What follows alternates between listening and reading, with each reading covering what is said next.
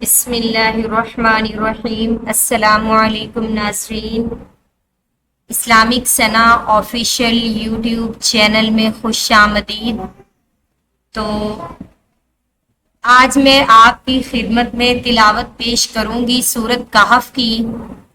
تو جس طرح میرا طریقہ کار رہا ہے کہ میں سب سے پہلے اس سورت کے بارے میں تھوڑی سی جانکاری دیتی ہوں تاکہ لوگ اس کو ٹرسٹ کے ساتھ سنیں، انٹرسٹ لیں لوگ اور سمجھیں کہ یہ صورت کہہ کیا رہی ہے، اس صورت کو اللہ پاک کے نازل کرنے کا مقصد کیا ہے، کس وجہ سے یہ صورت نازل ہوئی۔ تو سب سے پہلے ہم اس کے شان نزول کے بارے میں بات کریں گے۔ اس کا شان نزول کچھ یوں ہے کہ قریش مکہ اور یہودی مل کر آپ صلی اللہ علیہ وآلہ وسلم کی خدمت میں حاضر ہوئے اور کہنے لگے، یا رسول اللہ ہمیں بتا دیجئے، ہمیں سمجھا دیجئے کہ روح کیا چیز ہے، روح کسے کہتے ہیں۔ دوسرا سوال جو ان لوگوں نے کیا وہ یہ تھا کہ اصحاب کہف کون تھے، اصحاب کہف کے بارے میں آپ کیا جانتے ہیں، آپ کی کیا رائے ہے۔ جو تیسرا سوال ان لوگوں نے کیا وہ یہ تھا کہ ذوالقرنین کون تھے، ایسا عادل حکمران جس نے مشرق و مغرب کا سفر کیا اور عدل پر قائم رہا، وہ کون سا حکمران ہے۔ انہوں نے آپ صلی اللہ علیہ وآلہ وسلم سے 3 سوال کیے تھے۔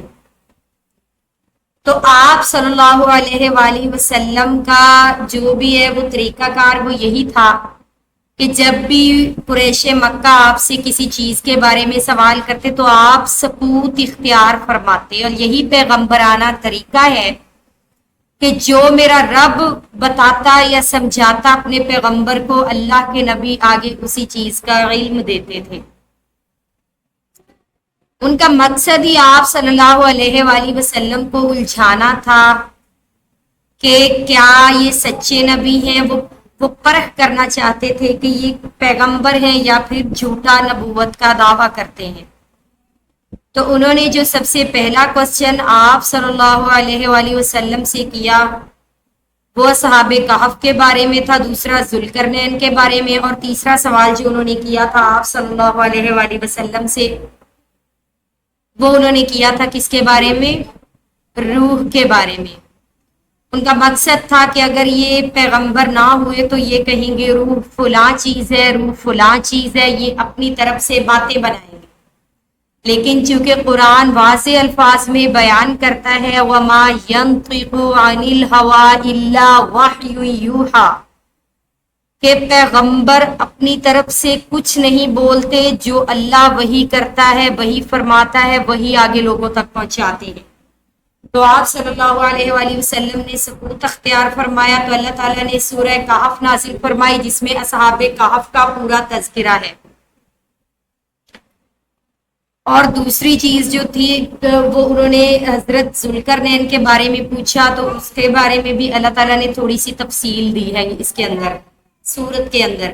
اور تیسری چیز روح کے بارے میں پوچھا۔ اب روح کیا چیز ہے، اللہ کے نبی نے جب سکوت اختیار فرمایا تو اللہ نے وہی نازل کی کہ اے پیغمبر روح کے بارے میں کوئی بھی کچھ نہیں جانتا، روح تو بس میری بنائی ہوئی کوئی چیز ہے اور میں ہی اس کا علم رکھتا ہوں۔ بس اتنا اللہ تعالیٰ نے فرمایا۔ اب ہم اپنی طرف سے فتوے نہیں لگا سکتے کہ روح کیا چیز ہے، روح فلاں چیز ہے، فلاں چیز ہے، ہم اس کے بارے میں کچھ نہیں کہہ سکتے جب اللہ کا قرآن اس بارے میں خاموش رہا ہے، یا اللہ تعالیٰ نے کچھ جگہیں ہیں جہاں پر جیسے کہ حروف مقطعات ہیں تو ان کا جو میننگ اور مطلب ہے وہ اللہ ہی اس کو بہتر جانتا ہے۔ ہمارا کام ہے صرف ان چیزوں پر ایمان رکھنا کہ اللہ نے جو فرمایا ہے وہ سچ فرمایا ہے، حق فرمایا ہے۔ دوسری چیز جو انہوں نے پوچھی ہے صحاب کہف کے بارے میں، صحاب کہف کون تھے، وہ ان کی تعداد کے بارے میں تو قرآن نے کوئی تذکرہ نہیں کیا کہ وہ کتنے لوگ تھے، لیکن وہ ایک ظالم جابر بادشاہ کے دور میں تھے، اور وہ انہوں نے کیا کیا، انہوں نے اپنی جگہ سے ہجرت کی، اس اپنے ایمان کو نہیں چھوڑا، اپنے ایمان پر قائم رہے وہ ایک غار کے اندر جا کے چھپ گئے بادشاہ سے چھپتے چھپاتے. تو اللہ تعالیٰ نے کیا کیا, ان کو نیند سلا دیا, ان کو نیند ان پر طاری کر دی.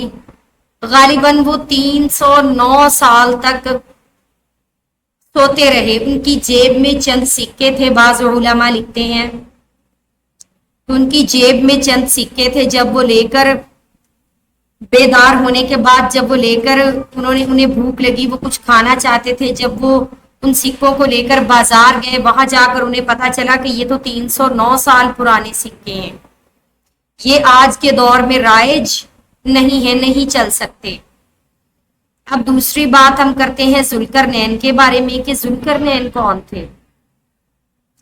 ذوالقرنین ایک عادل حکمران تھے. انہوں نے ایک قوم کے کہنے پر یاجوج ماجوج کے درمیان کیا کیا, ایک دیوار قائم کی, اور اللہ تعالیٰ نے انہیں بڑی سلطنت عطا کی تھی, وسائل اور قوت عطا کیے تھے, اور انہوں نے مختلف علاقوں کا سفر کیا اور انصاف قائم کیا. اور یاجوج ماجوج کے حملوں سے بچنے کے لیے انہوں نے لوہے اور پگھلے ہوئے تانبے سے ایک مضبوط دیوار قائم کی. اب ہم ذوالقرنین کے بارے میں کسی بحث میں اگر پڑھتے ہیں تو قرآن نے ان کا اصل نام تو نہیں بتایا, لیکن ان کی جو ہے وہ مختلف رائے ہے علماء کی اس کے بارے میں. بعض کہتے ہیں کہ ان کا نام جو الیگزینڈر دا گریٹ ہے, الیگزینڈر دا گریٹ, لیکن یہ بہت سے علماء ہیں انہوں نے کہا ہے کہ ہم اس بات سے اتفاق نہیں کرتے, اور بعض کے نزدیک وہ ایک نیک بادشاہ تھے جن کی حقیقی شناخت تو بس اللہ ہی بہتر جانتا ہے. اس لیے یقینی بات یہی ہے کہ ذوالقرنین ایک عادل اور اللہ پر ایمان رکھنے والے حکمران تھے, لیکن ان کی اصل تاریخ جو ہے وہ اللہ ہی بہتر جانتا ہے.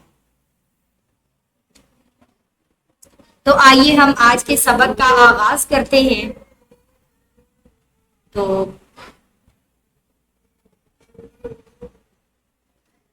الحمدللہ, سب سے پہلے تو ہم یہ بھی جان لیں کہ یہ سورت کیا ہے, مکی ہے. تو ہم اب سبق کا آغاز کرتے ہیں. بسم اللہ الرحمن الرحیم. الحمد للہ الذی انزل. الذی پہ کیا ہوگی, کیا ہے, مد ہے, اس کو تھوڑا سا کھینچ کر پڑھا جائے گا. انزل, ان پہ غنہ ہوگا. سا جو ہے یہ حروف قلقلہ میں سے ہے, تھوڑا سا ہلا کر پڑھا جائے گا. علی عبدہ الکتاب, یہاں پر ادغام ہو رہا ہے, تھوڑا سا جنبش دے کر پڑھنا, ہلا کر پڑھنا.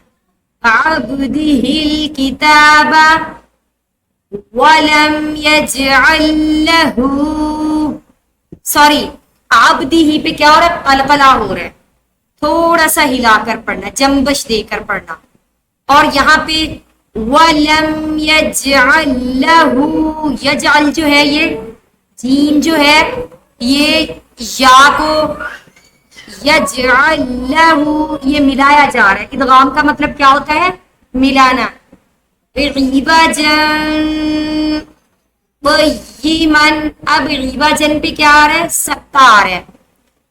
تو سکتہ کسے کہتے ہیں, سکتہ کہتے ہیں کہ رک جانا, سانس کو نہیں توڑنا. رک جانا ہے لیکن سانس کو نہیں توڑنا, ٹھہر کر پڑھنا کیا کہلاتا ہے, سکتہ کہلاتا ہے.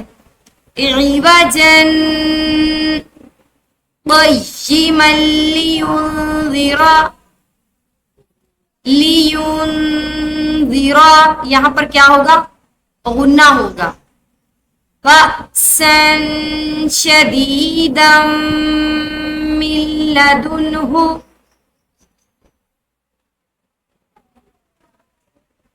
بَأْسًا شَدِيدًا, اب شدیدن پہ کیا ہو رہا ہے, غنہ ہو رہا ہے.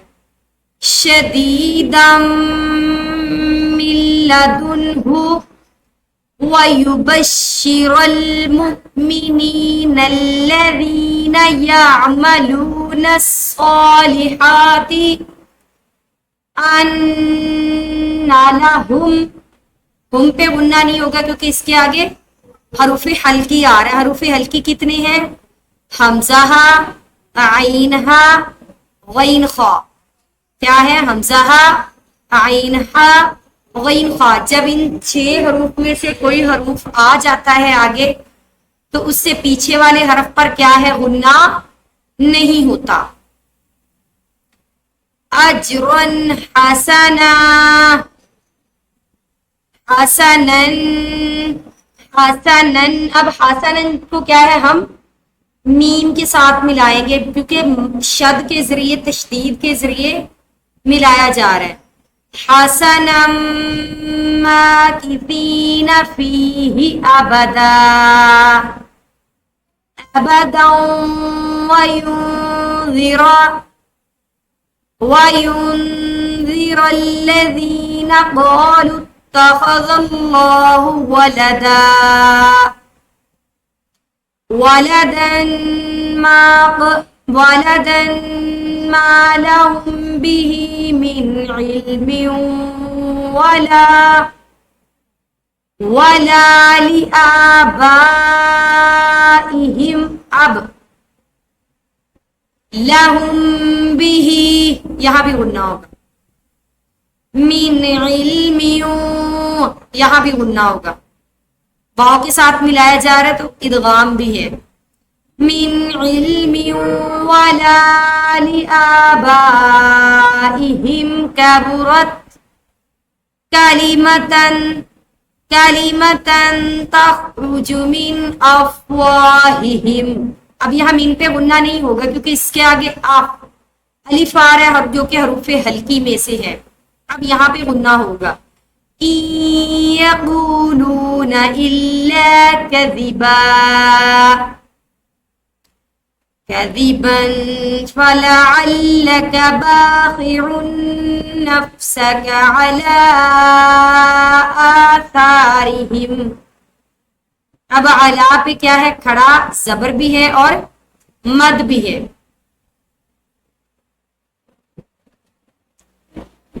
إن لم تؤمنوا بهذا الحديث أسفا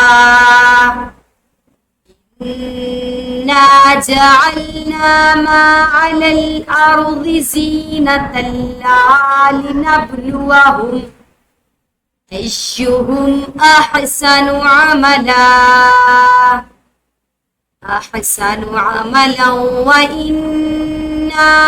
وَإِنَّا اب اِنَّا پہ بھی غنہ ہوگا.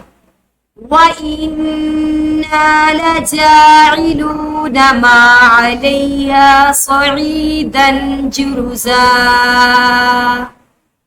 صدق اللہ العظیم. جی ناظرین، مجھے امید ہے کہ آپ کو اس سبق کی پوری سمجھ آئی ہوگی، آپ نے سیکھا ہوگا، پڑھا ہوگا، سمجھا ہوگا. اگر آپ کو میری یہ ویڈیو پسند آئی ہے تو از راہ کرم اس کو لائک کریں، اچھے اچھے کمنٹس کریں، شیئر کریں، فالو کریں. اور جو اسٹوڈنٹس میرے بننا چاہتے ہیں، مجھ سے آن لائن سیکھنا چاہتے ہیں، تو نیچے ڈسکرپشن باکس میں آپ کو میرا واٹس ایپ کا نمبر مل جائے گا. آپ جائیں میرے نمبر پہ واٹس ایپ کریں. لیکن 14 سال سے کم عمر کے لڑکے رابطہ کر سکتے ہیں یا بزرگ خواتین رابطہ کر سکتی ہیں، بچیاں رابطہ کر سکتی ہیں. فیمیل خواتین، عورتیں عمر کے کسی بھی حصے میں مجھ سے رابطہ کر سکتی ہیں. لیکن جو میل ہیں، لڑکے جو ہے یا مرد حضرات یا عمر رسیدہ مرد مجھ سے بالکل رابطہ نہ کریں. جو خواتین ہیں وہ رابطہ کریں اور 14 سال سے کم عمر لڑکے جو ہیں وہ مجھ سے رابطہ کریں آن لائن پڑھنے کے لیے.